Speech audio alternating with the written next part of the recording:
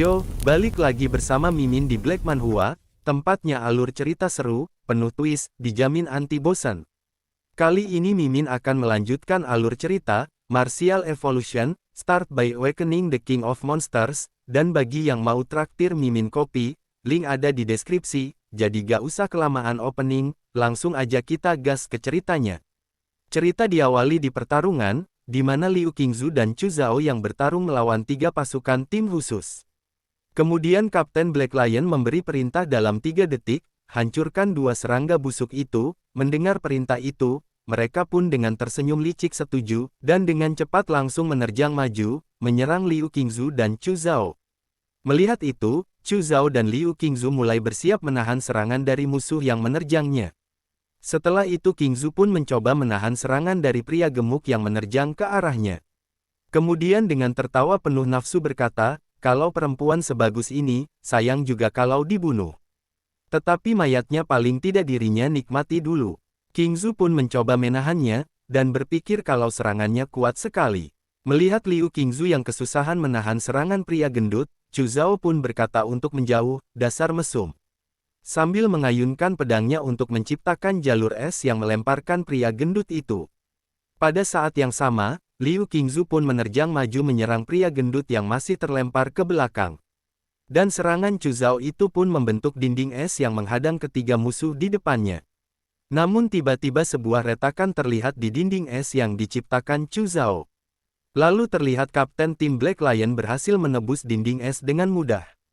Chu Zhao yang melihat itu pun terkejut, dan berpikir, kalau ice wall-nya dihancurkan begitu mudah. Lalu Chu Zhao melemparkan beberapa granat asap, agar memberi dirinya dan Qingzu kesempatan untuk melarikan diri. Mereka berdua pun berlari, sambil Chu Zhao berkata, kalau 3 orang jenis setidaknya punya kekuatan setara dengan tingkat tinggi seorang wuxi, tidak baik terlalu lama melawan mereka, kita harus mundur. Mendengar itu Qingzu pun mengerti, tetapi sebelum mereka sempat pergi jauh, sesosok yang lebih cepat muncul, lalu berdiri di belakang mereka berdua, dengan 2 belati pendek diarahkan ke leher Qingzu dan Chu Zhao, yang siap memenggal kepalanya.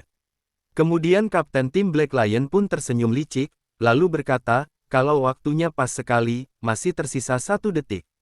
Namun tiba-tiba Kapten Black Lion merasakan seseorang yang mendekat. Lalu berbalik melihat ke belakangnya dan berkata kalau masih ada orang lain. Setelah itu sebuah pedang panjang melesat dengan cepat dari atas Kapten Black Lion. Namun Kapten Black Lion dengan refleksnya yang tinggi berhasil menghindar tepat waktu.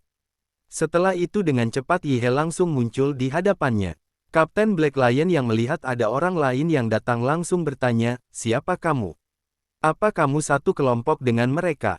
Mendengar pertanyaan itu, Yi He pun menjawab, kalau dirinya lah orang yang akan mengambil nyawa Kapten Black Lion.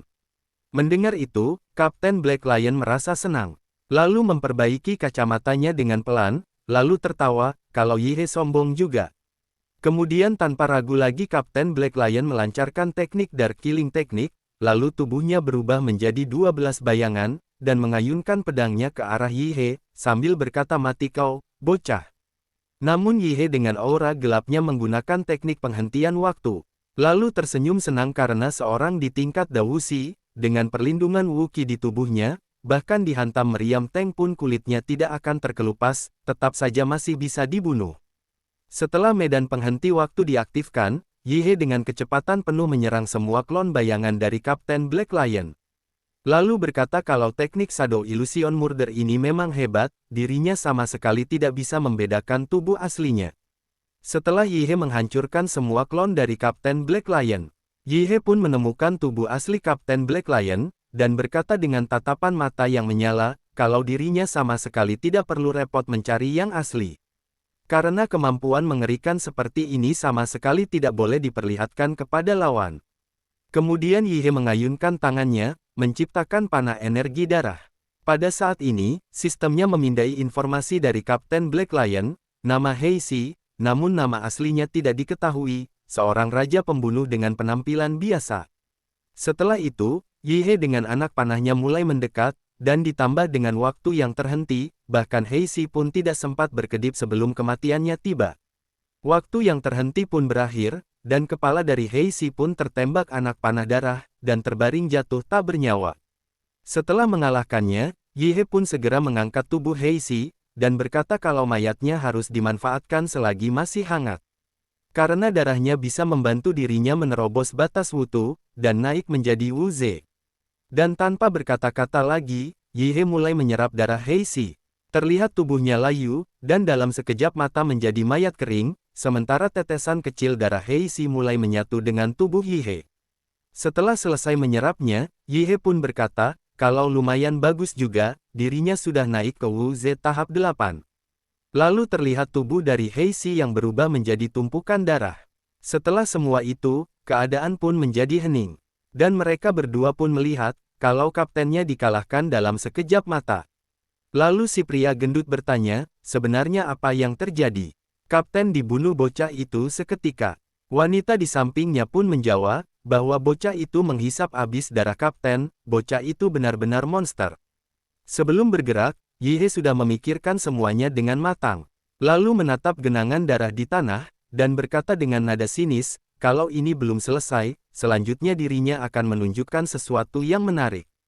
The Devil Prison Body, Blood Devil Doll, dan darah di tanah segera mengeluarkan aura hitam merah yang berputar-putar, kemudian sebuah tangan berwarna hitam merah yang keluar dari genangan darah Kapten Black Lion.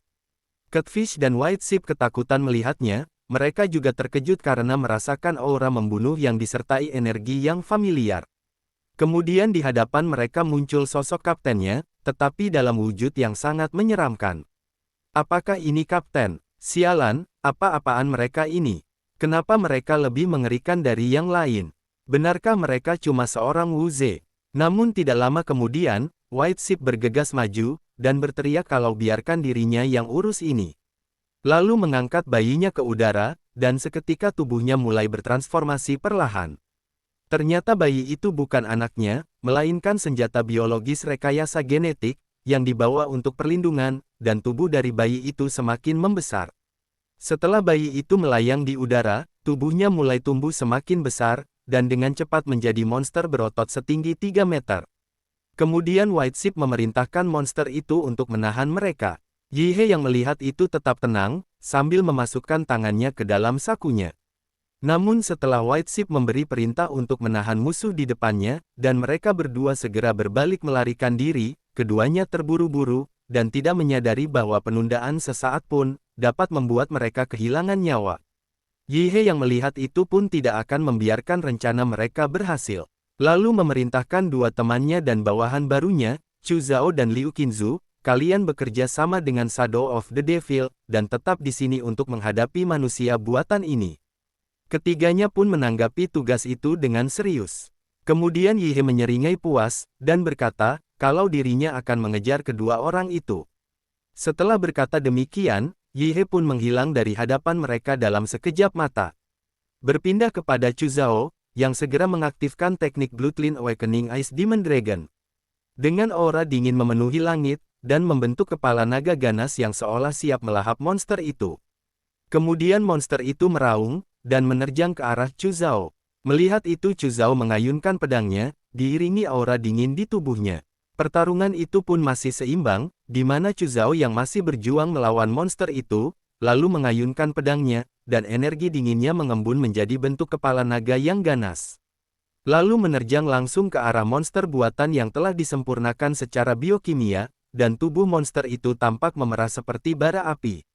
Kemudian berteriak dengan mulutnya yang abnormal, lalu menerjang maju untuk menahan serangan dari Chu Zhao, seketika pukulan panasnya berbenturan dengan dinginnya es, udara pun meledak menjadi kabut tebal. Kemudian Chu Zhao melompat tinggi ke udara, dan terjun ke arah monster buatan itu, dengan kecepatan penuh, lalu menebaskan pedangnya ke arah leher dari monster itu, dan berhasil merobek lehernya. Setelah berhasil melancarkan serangan, tiba-tiba Chu Zhao sadar kalau tubuh sebesar itu, tetapi reaksinya secepat ini. Namun tiba-tiba mata Chu Zhao terkejut, saat menyadari bahwa di balik luka itu bukanlah daging dan darah, melainkan tengkorak yang terbuat dari logam. Jelas ini adalah monster buatan. Namun dalam sekejap, sosok monster buatan itu melesat maju dengan kecepatan tak terbayangkan, dan memaksa Chu Zhao untuk mundur, dan serangan dari monster itu hampir mengenainya. Lalu tepat ketika monster itu lengah, Shadow Devil tiba-tiba keluar dari kehampaan, lalu meledak menjadi 12 bayangan darah, kemudian menerjang maju ke arah monster buatan itu. Dan memberikan tebasan-tebasan yang cukup kuat, hingga dalam sekejap tubuh manusia buatan itu hancur berkeping-keping. Namun kemampuan regenerasinya sangat kuat. Bahkan serangan dari Shadow Devil tidak berefek apapun. Setelah itu, Liu Qingzu membentangkan sayapnya yang besar, dengan cahaya ungu memancar di sekelilingnya. Terlihat seperti dewi yang turun ke dunia. Dari atas Liu Qingzu mengumpulkan kekuatan di telapak tangannya, hingga menjadi bola hitam pekat yang berputar-putar. Ketika bola itu mengembang hingga berubah menjadi matahari ungu yang menyala. Lalu Liu Qingzu berteriak, "Kalau jangan coba-coba kabur, monster." Dan terlihat kaki dari monster buatan itu, yang sudah membeku akibat serangan dari Chu Zhao. Namun dari langit, bola matahari ungu yang berputar-putar mulai turun mendekat, kemudian langsung menghantam monster yang berada di bawahnya. Sebuah ledakan dahsyat menggema, membentuk pilar raksasa yang menjulang tinggi ke langit, dan tempat itu pun hancur lebur akibat serangan dari Liu Qingzu. Kemudian berpindah di tempat lain, di bawah saluran pembuangan bawah tanah, terlihat Catfish yang melarikan diri, dengan wajahnya pucat, dan napasnya yang sudah berat. Lalu berkata kalau dirinya sial, terakhir kali dirinya lari sekacau ini, itu terjadi saat di medan perang para panglima perang, dan gembong narkoba di Black Triangle. Namun tiba-tiba terkejut, karena sebuah cahaya biru menyilaukan melesat ke depannya, dan menyambar lurus ke bawah, membuatnya membeku seketika, matanya terbelalak ketakutan, karena cahaya familiar itu langsung menerangi kegelapan di sekitarnya. Lalu sebuah suara familiar terdengar di balik bayangan, bahwa tikus memang suka bersembunyi di selokan. Kata-kata itu membuat Catfish terkejut, dan keringatnya bercucuran. Matanya pun melotot melihat Yi He di depannya.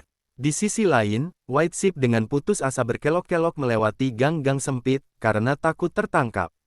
Namun tiba-tiba White Sheep berhenti dan berbalik melihat ke belakang, dan terlihat sebuah pilar cahaya biru terang. Dan itu adalah arah Catfish. Lalu White Sheep tiba-tiba menyadari bahwa Golden Snake dan Bluebird sudah kehilangan kontak, Kapten terbunuh, bahkan Catfish juga. Sekarang tinggal dirinya saja. Siapa sebenarnya tiga anak itu? Setelah itu White Sheep menggertakkan giginya, meyakinkan dirinya sendiri bahwa dirinya tidak boleh mati.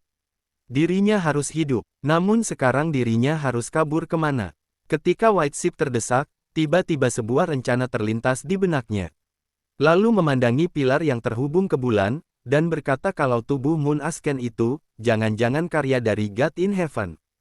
Kemudian sambil menggigit kukunya, White Sheep pun berkata, kalau dirinya harus bertahan hidup, sekalipun harus menyerahkan jiwanya pada iblis, dirinya tetap harus hidup. Tepat saat White Sheep tiba di tempat itu, dia terkejut dengan benda di depannya. Karena di hadapannya, sebuah tumpukan manusia yang membentuk pilar antara bumi dan bulan. Lalu berkata, kalau kelihatannya itu menyakitkan sekali. Namun pada saat itu, Yi He tiba-tiba muncul, membawa sebilah pedang besar di bahunya, dan tangan lainnya menggenggam kepala Catfish yang berlumuran darah. Yi He pun bertanya apakah kau mau naik ke atas. Melihat itu wajah White Sheep menjadi pucat, dan berkata kalau ini sial, dia sudah menyusul. White Sheep juga sadar, kalau dirinya tidak ada pilihan lain, dan dengan panik bergegas menuju tangga manusia, dan meyakinkan dirinya bahwa inilah satu-satunya cara untuk melarikan diri. White Sheep pun memanjat dengan panik. Namun tangga manusia itu terasa panjang, dan tidak berujung, tetapi setiap langkahnya berlalu dengan cepat, dan tidak lama kemudian, White Sheep tiba di puncak. Pada saat itu matanya terbelalak takjub, melihat pintu raksasa yang diukir dari batu giok putih, indah dan megah. Lalu berkata kalau ini, sebuah pintu. Setelahnya pintu itu perlahan terbuka, cahaya ungu yang cemerlang memancar keluar. Di dalam cahaya itu, White Sheep samar-samar melihat kedua orang tuanya, dan dengan senyuman lembut, White Sheep menangis terseduh-seduh, lalu berkata, "Ayah, Ibu, dirinya sangat merindukan kalian." Cerita pun berakhir. Sampai jumpa di cerita selanjutnya.